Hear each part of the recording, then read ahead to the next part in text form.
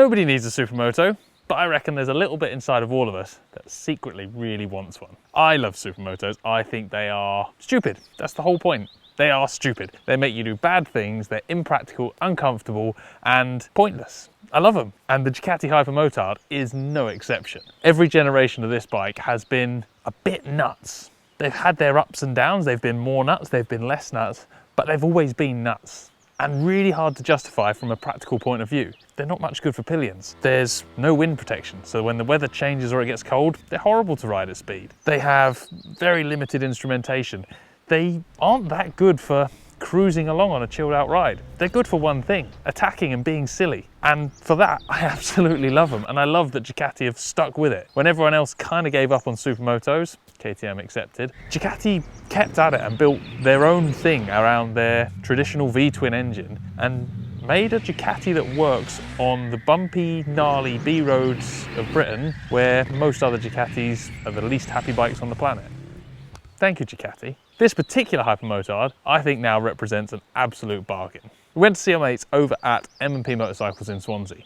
They had this beautiful red 939 Hypermotard in stock, and there was no question about it. That was the bike I was taking out today. Now, this particular era of Hypermotard is a little bit of an odd middle child. The original kind of air-cooled twin Hypermotards, that 1100, especially the late kind of SP versions, were hands down my favourite. That obscenely raw engine, that really grunty bottom end, and that utterly impractical approach to motorcycling. They had mirrors that folded out of the end of the handguards, which made them about a mile wide and impossible to filter on unless you fold the mirrors in which case you couldn't see all the sirens and things behind you, which on a Hypermotard there nearly always was. And they definitely weren't for everyone. They were really aggressive. They had so much compression that if you downshifted a bit too quickly, the thing just snapped straight to the lock stop and tried to pitch you out the front door. It had so much punch that it was constantly wheel spinning, wheeling, hopping, jumping, skidding, sliding. It was awkward. It had to be ridden in a certain way. It had to be pushed hard.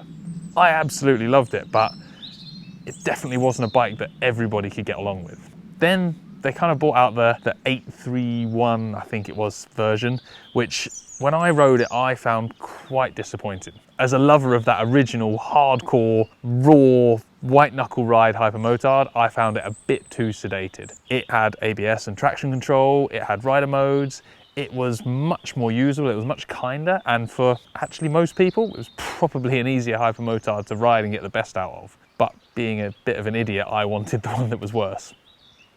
Can't fix that. However, Ducati then did the update, which is this version, the 939, and it kind of changed things back in favour a bit. I'd forgotten how good this one was until I went and rode it today. Hypermotard time.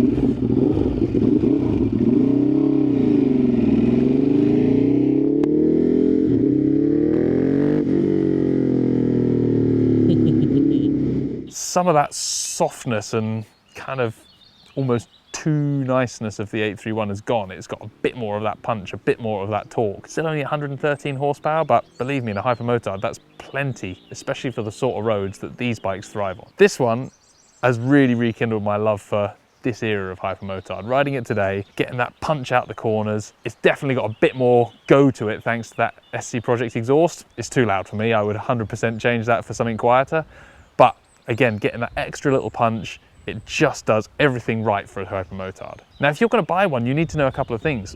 One, if you're looking for something to cruise and flow around some nice sweepy A-roads on, go and buy a Monster or a Street Fighter. This isn't the bike for you. These things work best when you ride them hard.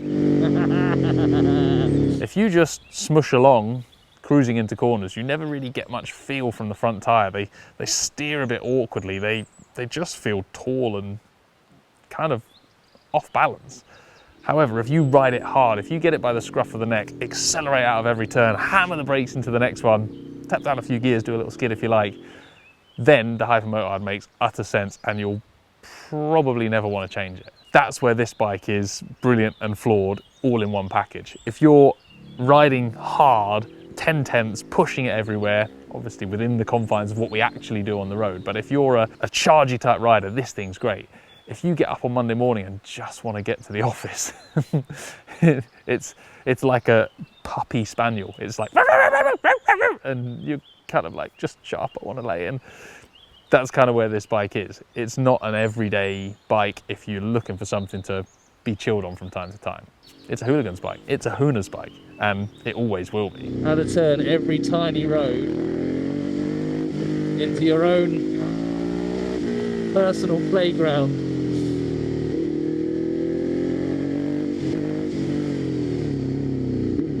Our use tests are supported by our friends over at Data Tag. Those guys do good work making bad people not get away with it. I guess that's the simple way of looking at it. If you buy a used bike, especially things like Ducati that came with Data Tag from new, make sure you re-register the system to your details. That way, if the worst happens, there's much more chance of your bike and your components finding their way back to you, because the Data Tag details will be yours, not the guy or girl who owned it 6 years ago. Get those details updated on the Data Tag website and take advantage of their systems. Remember, it's not just you and your property you're protecting. The more of us that use Data Tag, the more people that keep things up to date and get that stuff involved, the easier it is for the police to convict the people who are doing the bad stuff, stealing the bikes. So less of those people around would be a nice thing. Now, if you're looking at one, there's a few things to think about. Obviously, all the normal bike stuff, make sure it's been serviced regularly by someone who knows what they're doing. Look for signs that the oil's been changed recently. Check the oil's at the right level. Make sure the tyres, pads, wheel bearings, all that stuff's in good condition. When you're checking the tyres, especially with bikes that typically don't see too many miles, check the dates. There's usually a little kind of ovalized box that's got a month and a year. So it's 4 numbers on the side of the tyre. The last 2 numbers are the year the tyre was made. If the tyres are more than 5 years old, probably want to look at changing them for something that's fresher. If they're 10 years old, you definitely want to change it for something that's fresher, regardless of how much tread there are. Old tyres tend to feel a bit horrible in the cold. They seem to lack grip on those cold mornings, and in the wet, because the compound sort of goes off, in the wet they're also a little bit more sketchy. That's a good thing, a tyre. It connects us to the ground, so don't skimp on that stuff, and that's definitely something that a lot of people overlook when you look at used bikes. Specific to something like this, I would definitely ask if the standard exhaust or the standard parts for any modified parts come with it. It's always nice having those bits. You also want to make sure that the Desmo service on these Ducatis has been done. That's not deal-breaking cost, but it's a significant cost if you have to have a Desmo service done. This one's just had it done, which is good, but make sure you check that stuff and make sure it's reflected in the price you offer on the bike. Also, make sure you don't spend all your money, because you're going to need some of it to pay for tyres, boots when you're doing your leg draggy skids, brake pads from all your brachyony shots, and possibly a defence lawyer if you get caught doing any of that stuff. It is a Hooligan's bike. Get out on the back roads, go and find somewhere with single track roads with crests and jumps and bits of gravel in the middle. That's where it comes alive. That's where a Hypermotard will put a huge smile on your face, which is part of my problem with the exhaust on it. It's got a slightly obnoxious exhaust from SC Project on it. It sounds cool, but it's a little bit loud for my liking, but that's easily changed. I like charging down little tiny roads in the countryside. If you're doing that with a 110 decibel exhaust, you're gonna A, announce your presence to a lot of people who might not like motorbikes as much as you do, and B, just piss people off. I love a good sounding bike, but there's a sweet spot. You want to find something that's got a nice note, but isn't obnoxious and doesn't make your enjoyment ruin everyone else's enjoyment at the same time. Sound like a grumpy old man lecturing you about exhaust, but that's just my take on it. This Hypermotard today has put a huge, huge smile on my face, and at 6 grand, I think it's really good value. It does all the important Ducati things. It looks stunning, it's bright red, that always makes the Ducati people happy, and I have been parking it up a lot and wandering around looking at it. How can you not love that?